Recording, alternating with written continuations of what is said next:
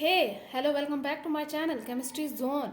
Today I'm discussing a new topic, what is the electron. We already discussed it in previous video in detail, and this is the one short video in which we discuss all the discoveries that are related to electron, and all the scientists whom worked on the electron discovery or worked on the electron and atom. So how it was invented. So let's take a view that what is the definition. First of all, we have to know that what is the definition of electron. Electron is a subatomic particle, mean it is not it is the part of atom, or it is the subatomic particles. We already know the what is the structure of atom, like this is nucleus in the center core, and this is the electron which are revolving around the nucleus. So this is the subatomic particle which bears the negative 1.60 multiplied 10 raised to power 19 coulomb. It is the charge of this atom, or this atom have electron, and one electron carries the charge of 1.60 10 raised to power 19 coulomb and has the mass of 9.1. So it is the mass and it is the charge which electron is carrying. And electron, what is electron? Electron is the subatomic particle of an atom. Okay, this is a short example, this is a short definition. And now we have another definition, that is a particle which bears 1 unit charge, means it have negative 1 charge and mass of 1 over 1835 of the hydrogen atom. If you are comparing comparing the electron to hydrogen atom, or you can find, if you can find the mass of absolute hydrogen atom, so the absolute mass of hydrogen atom is 1835. Okay, so they are defining it relative to hydrogen atom. Discoveries which are made by scientists, for example, the scientist experiment that can help to find the mass of electron, or that can help to find the charge mass ratio of electron. So electron finding experiments, let's take a view. First of all, the basic and the major that experiment or that theory which help to discover the atom structure, in which we can then further find the structure of electron. So John Dalton was, I think it was the major and the father of atomic structure, because his theory is so basic and so clear. He gives the few points about the atomic structure, in which he considered that all the matter atom is made up of small indivisible particles called atoms.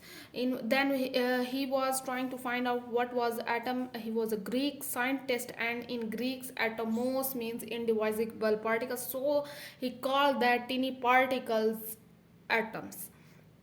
So let's move on to next scientist, that was J.J. Thomson model. I already discussed these all things and these all scientists work in detail. So if you want to study it in detail, you have to visit my channel. You have to write that chemistry zone and write this topic, J.J. Thomson model, so you can study it in detail. So we have the J.J. Thomson model, in which I'm just briefly explaining this model. I don't have to explain it in detail because I already discussed it. Here's the cathode ray experiment, in which J.J. Thomson took a discharge glass tube. Okay, he took the discharge glass tube, in which he can just put the cathode which emit the cathode rays, and in the last they show the fluorescence. What was that? That was a cathode ray experiment, in which cathode was used to emit the cathode rays, means these are the particles which can cause the fluorescence in the end. He used the high voltage, so these high voltage were attached to that electrodes. Anode is a positive and cathode is negative, and here's the vacuum pump to adjust the pressure of gas or air inside it. If you are taking a gas, you can take hydrogen gas or helium gas, an example, and this rays cause the fluorescence in the end. And how it was discovered that there is these cathode rays or electrons. He says that there is a mass traveling in these electrons, they cause the fluorescence in the end. So he called these rays or particles an electron.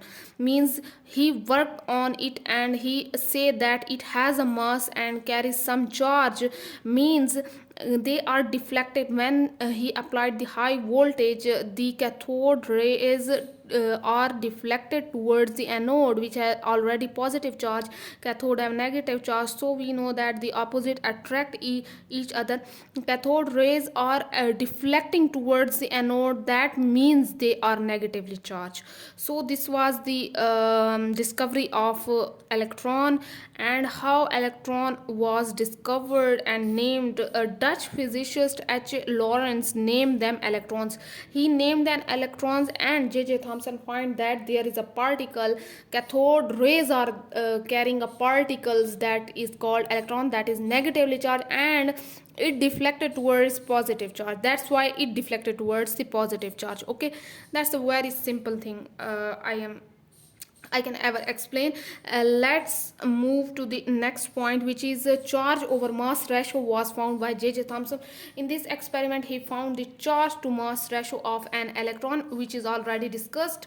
So let's move to the next topic, next scientist, which is Mulliken cathode ray experiment.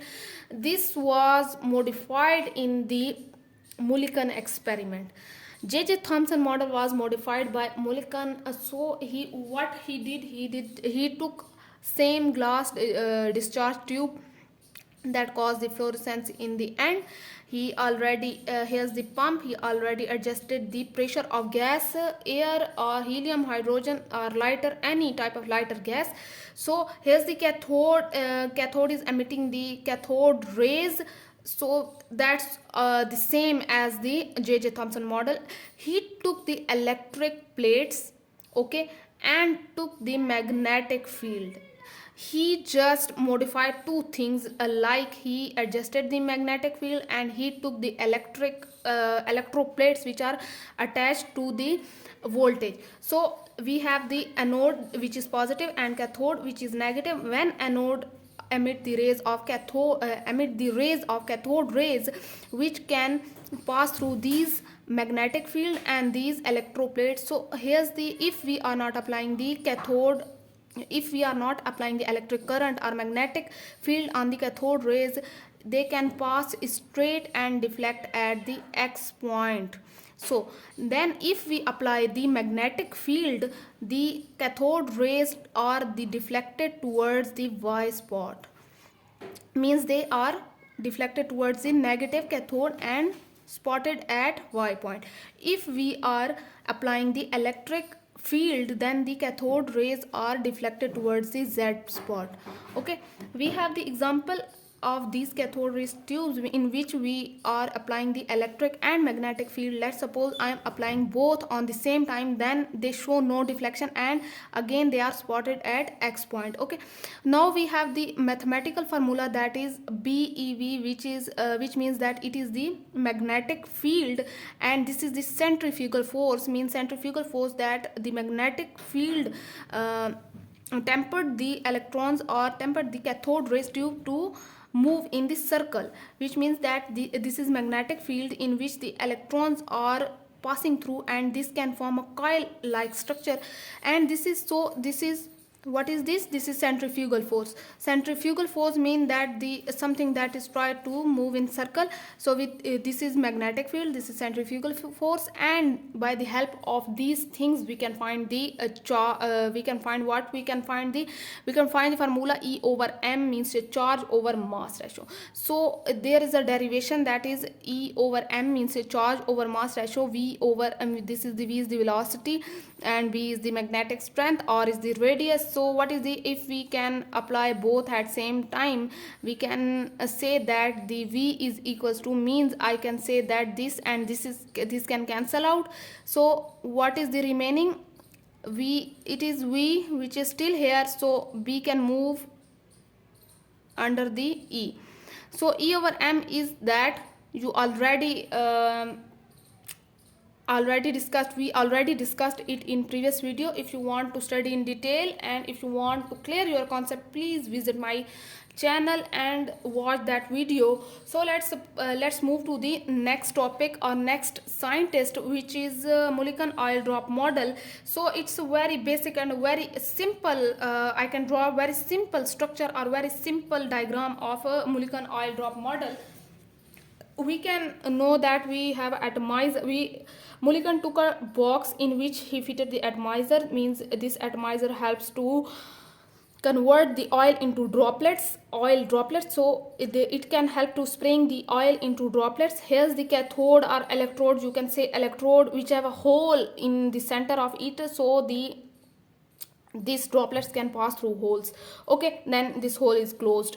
We have a microscope to study. We have an arc lamp inside it, so it can visualize easily. We have a cathode ray source for the ionization of atoms or air present in this chamber. We have a two chamber. This is one chamber, this is two chamber.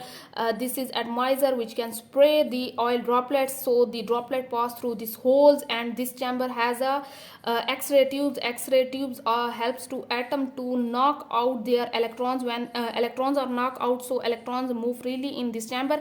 The droplet already passed through it, through the hole in this chamber, took these electrons and got the negative charge. So one droplet is taken as a focus, and it can study under a microscope. So this is the another electrode, which is anode.